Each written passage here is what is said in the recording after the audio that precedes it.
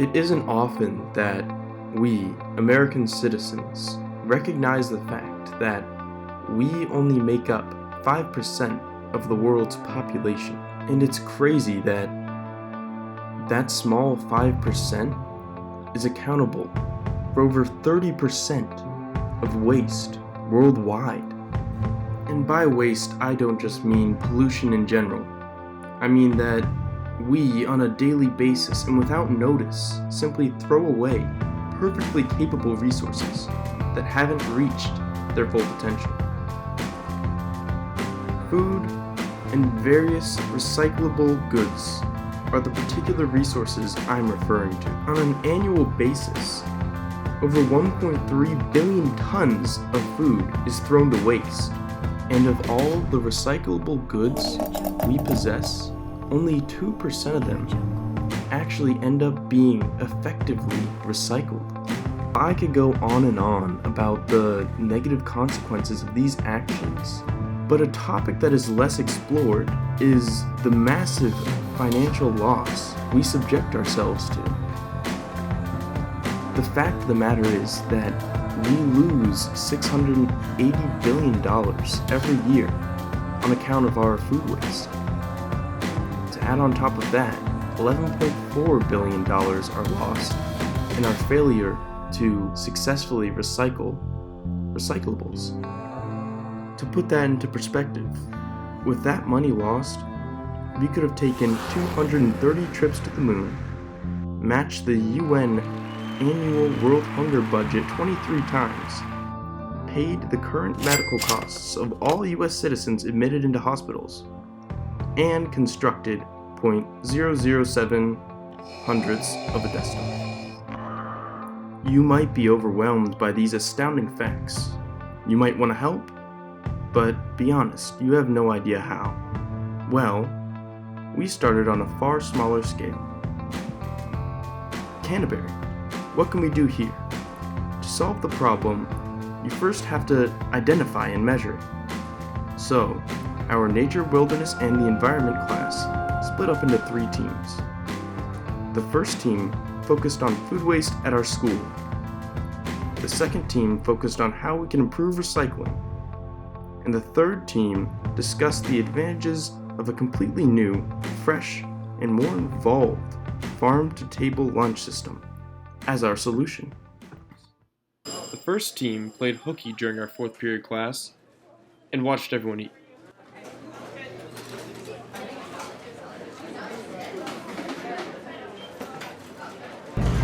We waste $165 billion in food every year, which ends up in landfills and produces thousands of tons of methane, which pollutes our atmosphere. Methane is actually twice as toxic as carbon dioxide, so it's contributing to the global warming effect that we've been experiencing on our planet. It also wastes valuable resources, such as 20% of our water supply. And then farmers, restaurants, and everyday people spend thousands of dollars on this wasted food only for it to end up in landfills.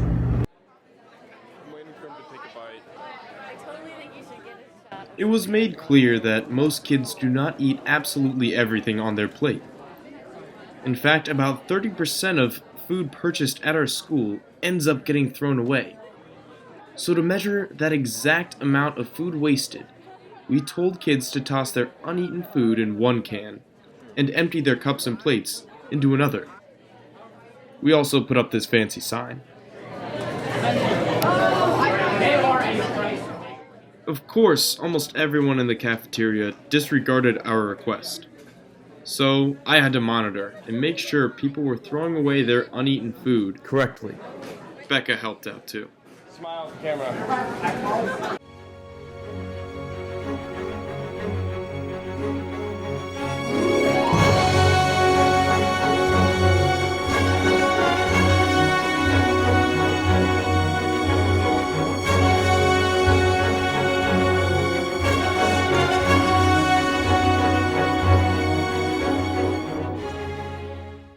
Despite the team's valiant efforts to disperse the trash correctly, some food was still thrown into the wrong trash can. So we had Eve sort it all out. And the results she found were shocking. So just at Canterbury alone, we had 91 pounds of waste in one average day. We measured it at the lower school, it was 45 pounds, at the middle school it was 31, and then at the high school it was 15. And that's 455 pounds in just a school week, so obviously we have the ability to make a change with that. These discoveries illuminate the unfortunate fact that we make a large contribution to the food waste issue. The good news is that we have the ability to make a positive change. Similar developments were found during the Recycle team's research. Little do we know that the environmental impact of styrofoam is detrimental. Styrofoam is a non-recyclable material, typically ending up in a landfill. Styrofoam can take up to 10 million years to properly decompose, and we happen to use it every day as our lunch plates. Styrofoam is the second most abundant debris on beaches. It is also very easily breakable into small pieces, which puts small land and aquatic animals into the risk of choking or just dying due to toxins or blockage in their stomachs, which eventually leads to starvation and death.